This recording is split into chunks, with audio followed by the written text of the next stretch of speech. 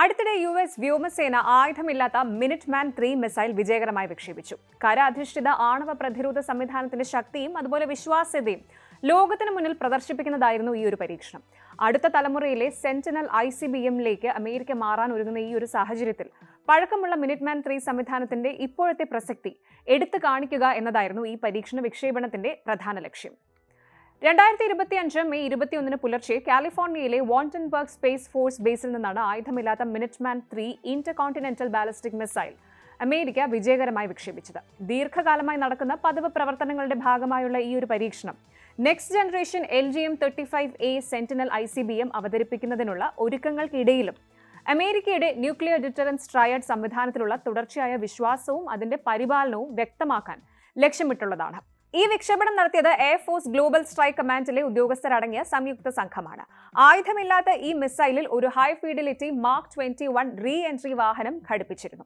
വാണ്ടൻബർഗിൽ നിന്ന് തൊടുത്തുവിട്ട മിസൈൽ ഏകദേശം 4200 മൈൽ, അതായത് ഏകദേശം 6760 കിലോമീറ്റർ പറന്ന് മാർഷൽ ദ്വീപ സമൂഹത്തിലെ Ronald Regal ballistic missile defence test സെന്ററിലെ ക്വാഡ്രലൈൻ അറ്റോളിൽ കൃത്യമായി പതിച്ചു. ഈ പരീക്ഷണങ്ങൾ പതിവ് ഉറപ്പു നൽകൽ നടപടികളുടെ ഭാഗമായി നടത്തുന്നതാണ്. അവ ഏതെങ്കിലും പ്രത്യേക ആഗോള സാഹചര്യവുമായി ബന്ധപ്പെട്ടതല്ല. ഇതുവരെ 300-ലധികം സമാന വിക്ഷേപണങ്ങൾ നടത്തിയിട്ടുണ്ട്. US ആണവ മിസൈൽ സംവിധാനങ്ങളുടെ പ്രവർത്തനക്ഷമത, സുരക്ഷ, കൃത്യത എന്നിവ പരിശോധിക്കുന്നതിനാണ് ഈ പരീക്ഷണങ്ങൾ സഹായിക്കുന്നത്. LGM-30G മിനിറ്റ്മാൻ 3 എന്നത് US air force global strike command വിന്യസിച്ചിട്ടുള്ള ഒരു കര അധിഷ്ഠിത ഇന്റർകോണ്ടിനെന്റൽ ബാലിസ്റ്റിക് മിസൈലാണ്. 1970കളുടെ തുടക്കത്തിൽ അവതരിപ്പിച്ച മിനിറ്റ്മാൻ 3 US ആയുധ ശേഖരത്തിലെ ഒന്നിലധികം ലക്ഷ്യങ്ങളെ സ്വതന്ത്രമായി ലക്ഷ്യമിടാൻ കഴിയുന്ന ഈ റീ എൻട്രി വാഹനങ്ങൾ, അതായത് MIRVs multiple independently targetable re entry vehicles ഉൾക്കൊള്ളുന്ന ആദ്യത്തെ മിസൈലായിരുന്നു. തുടക്കത്തിൽ 3 വാർഹെഡുകൾ വഹിക്കാൻ കഴിവുള്ള ഈ മിസൈലുകൾ നിലവിലെ ആയുധ നിയന്ത്രണ ഉടമ്പടികൾക്ക് അനുസൃതമായി ഒരു വാർഹെഡ് മാത്രമാണ് വഹിക്കുന്നത്. 3 സ്റ്റേജസ് ഉള്ള സോളിഡ് ഫ്യൂവൽ റോക്കറ്റ് എഞ്ചിനാണ് ഈ മിസൈലിൽ ഉപയോഗിക്കുന്നത്.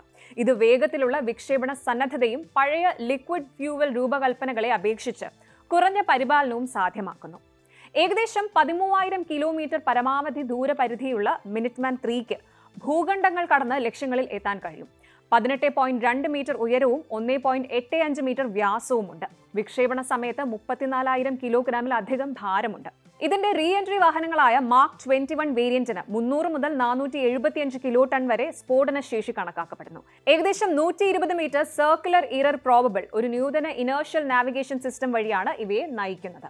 ഓരോ മിസൈലും ഭൂഗർഭ സിലോകളിൽ, അതായത് കടുപ്പമുള്ള ഭൂഗർഭ അറകൾ സൂക്ഷിച്ചിരിക്കുന്നു. ഇവ ലോഞ്ച് കൺട്രോൾ സെന്ററുമായി ശക്തിപ്പെടുത്തിയ കേബിളുകൾ വഴി ബന്ധിപ്പിച്ചിരിക്കുന്നു. ഡബിൾ ഒഫീഷ്യൽ ക്രൂസ് 24 മണിക്കൂറും നിരീക്ഷണം നടത്തുകയും സ്ഥിരമായ ജാഗ്രതാ നില നിലനിർത്തുകയും ചെയ്യുന്നു. ഗ്രൗണ്ട് കമ്മ്യൂണിക്കേഷനുകൾ തടസ്സപ്പെട്ടാൽ മിസൈലുകളുടെ നിയന്ത്രണം ഏറ്റെടുക്കാൻ കഴിയുന്ന E-6B എയർബോൺ ലോഞ്ച് കൺട്രോൾ സെന്ററുകൾ ഉൾപ്പെടെയുള്ള റിഡൻഡന്റ് കമ്മ്യൂണിക്കേഷൻ പാതകളും ഈ സംവിധാനത്തിനുണ്ട്.